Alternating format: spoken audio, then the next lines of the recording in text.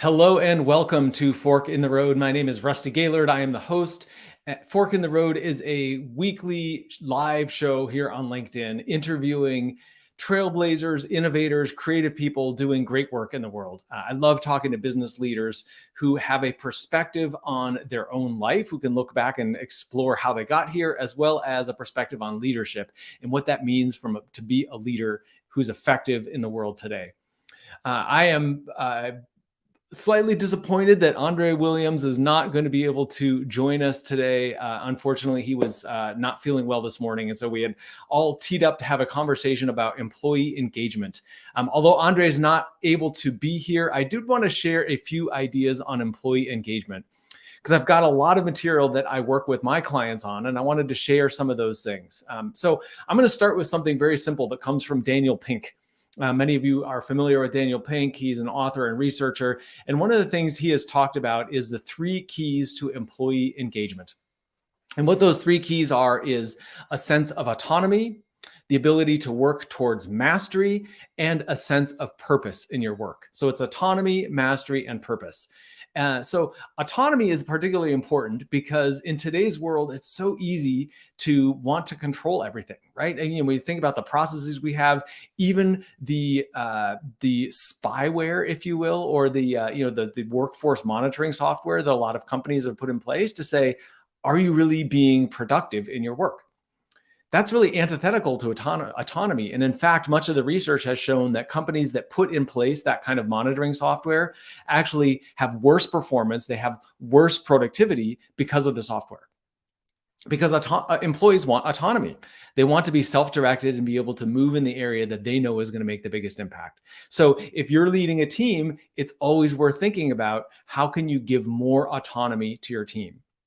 The second element that people want is mastery. Mastery is the ability to get better at what you're doing, to improve and learn.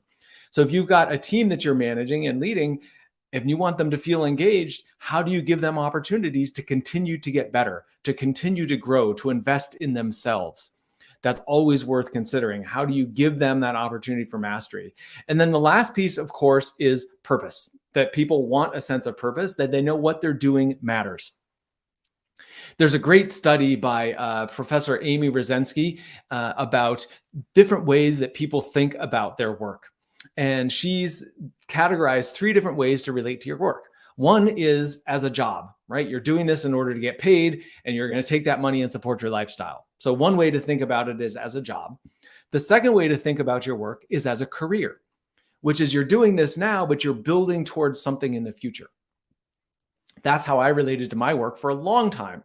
Every job that I had, I wanted to do the best I could because I wanted to get to the next job. I wanted to get to the next level. So that's a career orientation to your work.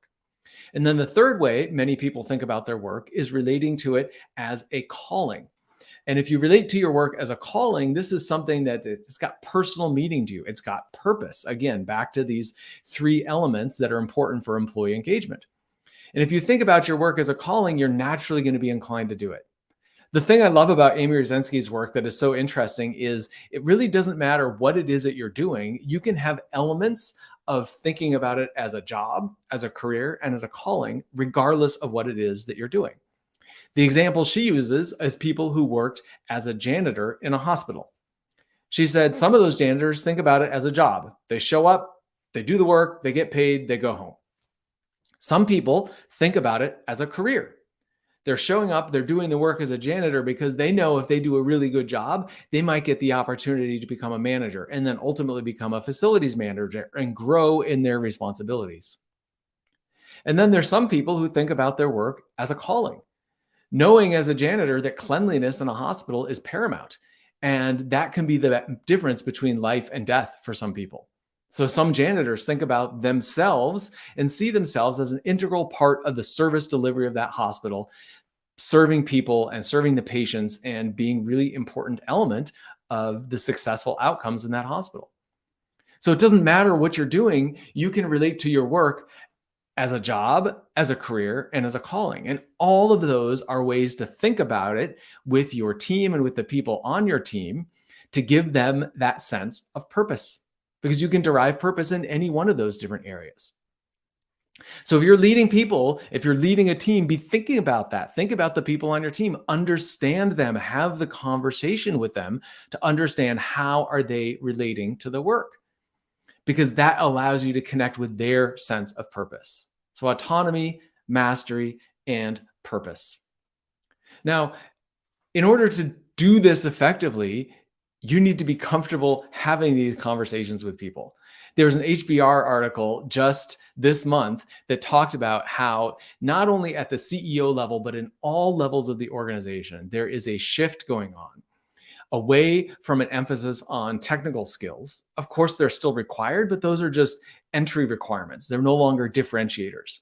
The differentiators these days are the soft skills, the social skills. So that's things like self-awareness, being able to listen well and communicate well. The way I talk about it is simply being human.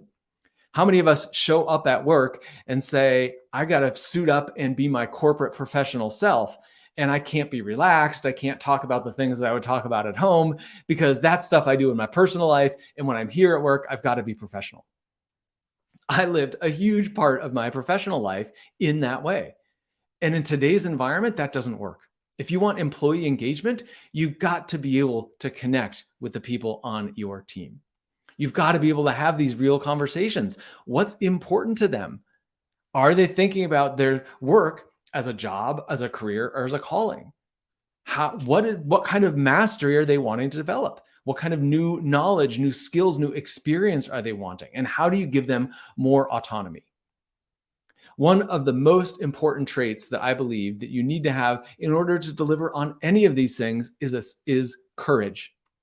It's a willingness to do something that might feel uncomfortable, a willingness to have a conversation you've never had before, a willingness to wade into uncertain territory. If you don't have that courage, you're going to avoid these things. You're going to play it safe. You're going to do what you've always done. You're going to be the corporate person, and that is not the recipe for success. If you want to grow in your career, if you want to grow as a leader, if you want to engage the people on your team, it's going to require you to demonstrate leadership. And one of the fundamental things that all leaders have to have is courage. I want to clear something up about courage because it's not the absence of fear. Courage doesn't mean you're not afraid or you're not uncomfortable. On the contrary, you cannot have courage unless you're afraid or uncomfortable. Courage is a willingness to move forward in the face of those feelings, even when you're uncomfortable, to be willing to move forward. So show up as a human, bring more of yourself, express an interest in people. I remember the days when I worked in the corporate world. I was very work focused. It's like, hey, I'm here to do my job. I'm here to get the work done. And then I'm going to take off and I'm going to go enjoy the rest of my life.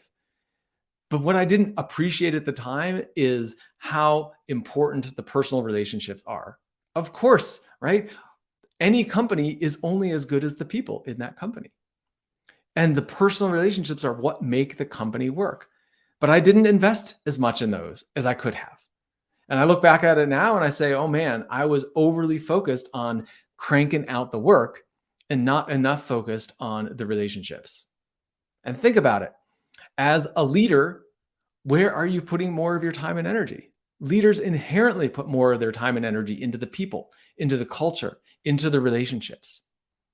So if you're overly focused on work, pay attention to that. Say, oh gosh, how can I shift the needle? How can I shift the balance so that you've got more of your time and energy focused on relationship? And I'll tell you, for me, that would have been very uncomfortable. And if it was uncomfortable, what does it require? Courage. It requires that sense of courage to say, sure, it's uncomfortable, but I'm willing to tolerate that in the interest of my own growth, in the interest of achieving success.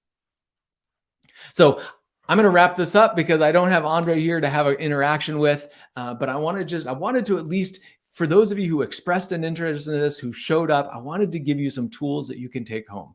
So a couple of frameworks, again, the Daniel Pink framework, the 3 things that increase employee engagement, which is a sense of autonomy, the ability to develop mastery, and a sense of purpose in your work. And drawing on Amy Rosensky's work, purpose can come by thinking about your work in one of 3 different ways: as a job, as a career, or as a calling.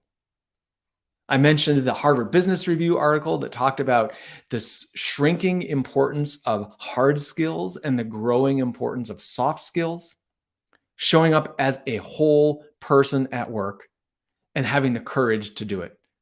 Because if you've always done things one way, shifting gears and doing it slightly differently requires courage.